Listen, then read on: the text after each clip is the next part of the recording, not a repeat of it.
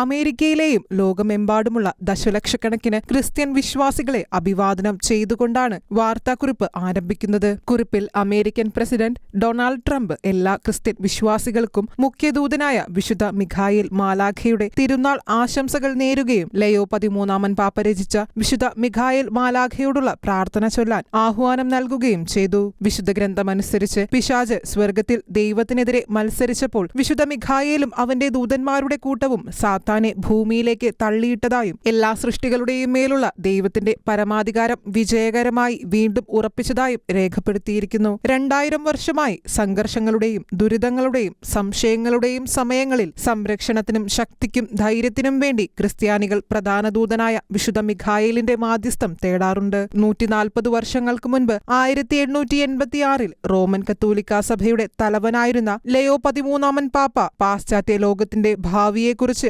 ആശങ്കാകുലനായി പൈശാചിക ആക്രമണങ്ങളിൽ നിന്നും സംരക്ഷണത്തിനായാണ് വിശുദ്ധ മിഖായേലിന്റെ ഐതിഹാസികമായ പ്രാർത്ഥന രചിച്ചത്. വിശുദ്ധ മിഖായേൽ മാലാഖയോടുള്ള ഈ പ്രാർത്ഥനയും വാർത്താക്കുറിപ്പിനോടൊപ്പം പ്രസിദ്ധീകരിച്ചിരുന്നു. ഈ പ്രാർത്ഥന ഇന്നും രാജ്യത്തുടനീളവും ലോകമെമ്പാടുമുള്ള പള്ളികളിലും വീടുകളിലും ചൊല്ലപ്പെടുന്നതായും വാർത്താക്കുറിപ്പിൽ ട്രംപ് വ്യക്തമാക്കി. സെപ്റ്റംബർ 29 തിരുസഭയിൽ മുഖ്യദൂതന്മാരുടെ തിരുനാൾ ആചരിക്കുന്നത്. International desk, Shekinah news.